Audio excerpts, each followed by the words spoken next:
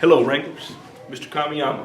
I know many of you are probably thinking, man, that guy again. Well, I'm sorry, but I'm hoping that some of these videos that I have been putting on is helping you understand some of the material that you're going to need for math class. All right? We're getting into a unit coming up on equations, and we need to understand how to do something very important that I'm going to talk about today. What I'm talking about is combining like terms. You need to understand how to combine like terms.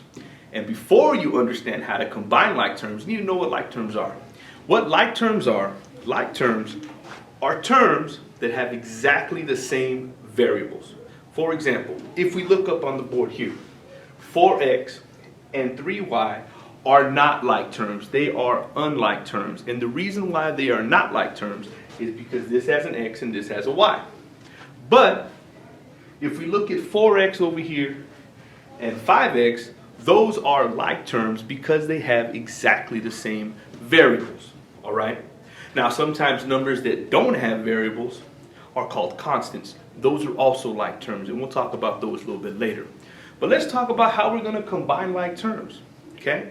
First of all, what I like to do, and some of you guys may have teachers that don't like this, but what I do is I'm going to take my signs and I'm going to look for any minus signs and I'm going to add the opposite. So what that means is, look, I'm looking for minus signs. I look here.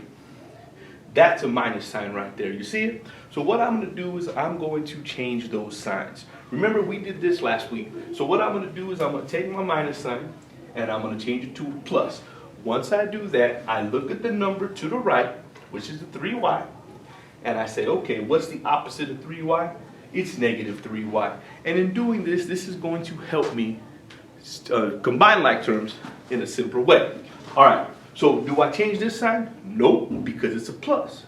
Do I change this sign? Yup, because it's a minus. So we're going to change it once again. We're going to add the opposite, okay? So I'm going to leave this alone. I'm going to change that minus to a plus and change this positive 5x to a negative 5x.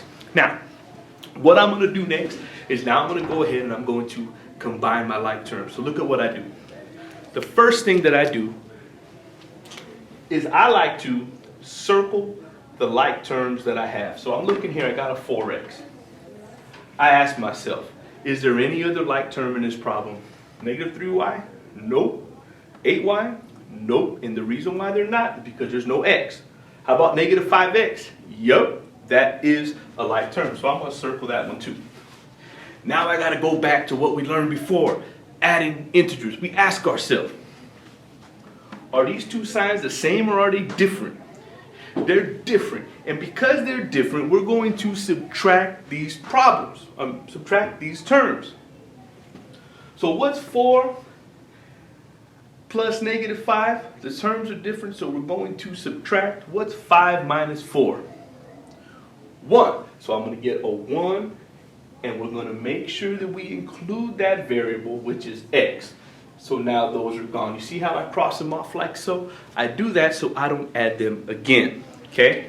Next, what I do now, I look at my next term. Okay? I got a negative 3y. So I'm going to go ahead. See, I used circles before. This time, let's use a box. Okay? So I'm going to put a box. You see that box around the negative 3y. Do I have another term in my problem that has a y? Let's look. We already used that one. Don't look at that. Ooh, 8y. So I'm going to put a box around the y. That's already gone too. Now the question once again is, am I going to add these numbers or am I going to subtract? Now, if we look, what we should do is we say, okay, are these two signs the same or are they different? Well, they're different, so we're going to subtract. What is 8 minus 3? It's 5. So what I have here is I'm going to have 5, and I'm not going to forget the variable y. Now, if you leave your answer like this, you messed up. Because what you should do is notice you got the plus signs here. And so you're going to put a plus sign in the middle. Now, many of you think this is the answer. And as a matter of fact, you're not wrong if you think this is the answer. But if you were taking a multiple choice test, or you were taking that state test that we're taking, you're not going to see this answer as one of the choices. And the reason why is because you see this 1 in x, okay? You don't really need the 1 there. This is 1 times x, and 1 times x is just x. So your answer really should be x plus 5y. Now that right there is our terms combined, and x plus 5y is what we did. Now, we didn't solve anything. What we really did, people, is we simplified the problem. So we simplified that to get that, all right? Now, that was a nice problem. Let's take a look at another one, can we? Now, if we take a look at this number 2, it's number 2 on your paper there. Now, if you take a look, number 2, 6n minus 8 plus 3n plus 6 minus n, boy, that's a big problem. So how are we going to do this? Well, first of all, let me tell you. If you look, you got a 6 in front of that n. You got this 8, no variable. You got the 3 with the n, the 6, no variable, and you got this n right here chilling by itself. Now, what can you put in front of any variable? It will not make it wrong if you put it there. What's always in front of any variable? A 1. You can always put a 1 in front of any variable. So this variable n, I'm going to put a 1 in front of it like that. It just makes the problem easier to do. All right, so now let's take a look. What am I going to do now? What I'm going to do now is I'm going to look for minus signs, and I'm going to change those signs. Okay, I'm going to add the opposite. Look, there's a minus, so we're going to change them. Change it to a plus, make the 8 negative, like so. That's a plus, don't change it. That's a plus, don't change it. And finally, we got a minus 1n. So we're going to change that minus to a plus and make this 1n into a negative 1n, just like so. All right. So now what we're going to do, we're going to start making our shapes, right? Remember the shapes we made before? So the first thing, I'm going to circle this 6n. Do I have any other terms in here that have n for a variable? Let's take a look. No variable there. Oi, 3n. Let's circle that. Look for any more. You might have more than 2. No. Ooh, there's another one. Circle that as well. So now let's go ahead and let's take these numbers and let's add them up. Now remember, it's important to do these 2 numbers at a time so you're not getting yourself all confused. So here we go. 6n and 3n. Are those signs the same or are they different? They're the same, so we're going to add those numbers. 6 plus 3 is 9. So we're going to get 9n, okay? So look, this right here, this plus this is going to be 9n. Now what I'm going to do is I'm going to put the 9n right here, just so I don't forget that I did that. And I can't forget that I also circled this negative 1n. So I'm going to bring this down right here as well. Now the reason why I did that is so that I can show you, you should only be adding 2 numbers at a time so that you won't get confused. Now are these 2 numbers here, are they the same or are they different? The signs, I mean. The signs are different, so we're going to subtract. 9 minus 1 is 8. So I'm going to put an 8n here, and then I gotta ask myself, is it positive or negative? So we look, which number is bigger, 9 or 1? The 9 is bigger and it's positive, so my 8n is going to stay positive. Now once I do that, I'm gonna go ahead and cancel these out right here because I already added those up. Now we're going to look at the other terms and see if we have any more that are the same. So look, I got a negative 8, right? I'm going to put a square around that. Now if I got negative 8, do I have another term that does not have a variable? Let's take a look. Ooh, 6. So I'm going to go ahead and put a square around that as well. Now, what I'm going to do now is I'm going to take these 2 numbers and I'm going to add or subtract, depending if the signs are the same or different. Now if we look, these 2 signs right here are different. So we're going to subtract. And what's 8 minus 6 is 2. So look, what I'm going to do here is I'm going to put a 2 right here. Now watch. I put a 2 here. Now the question is it a positive 2 or a negative 2? Now if we look, what's bigger, 8 or 6? 8 is bigger, and since 8 is negative, I'm going to put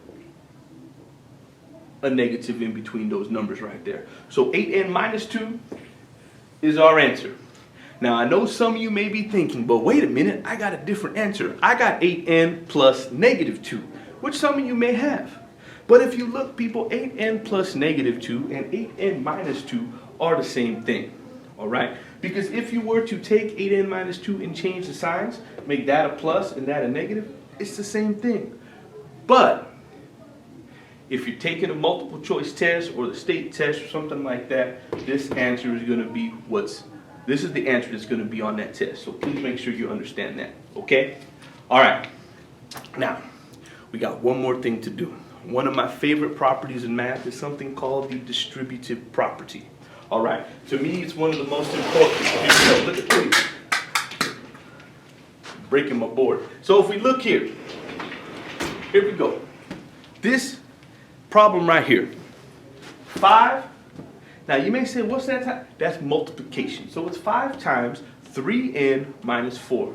All right. So in order to do this, we can't solve this because there's no equal sign or anything. What we're going to do is we're going to simplify this problem. So how are we going to simplify it? Well, the first thing I'm going to do is I'm going to go through and I'm going to change my signs. Look for any minus signs. Ooh, there's one. So let's change it.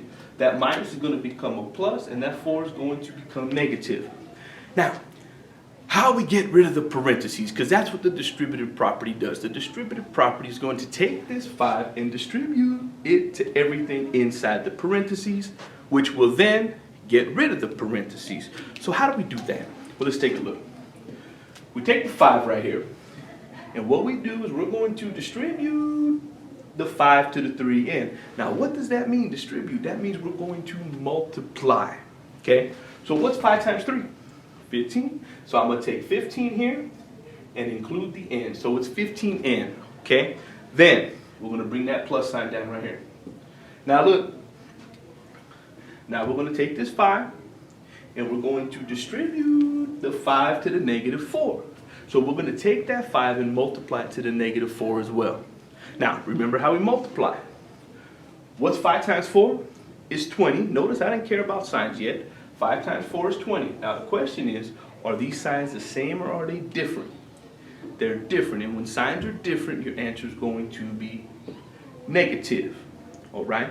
So, next question you got to ask yourself is, do you have any terms that are the same that you can combine? Do you have any like terms you can add together? This has an n. This does not have a variable. Therefore, you cannot add them up. But remember, this problem right here, I keep saying this because students have all kinds of questions about this. They may see this, look at a test, this answer is not there. And why? Because remember what I said, if you got a plus negative, that is exactly the same as a minus sign. So our answer could be 15n minus 20.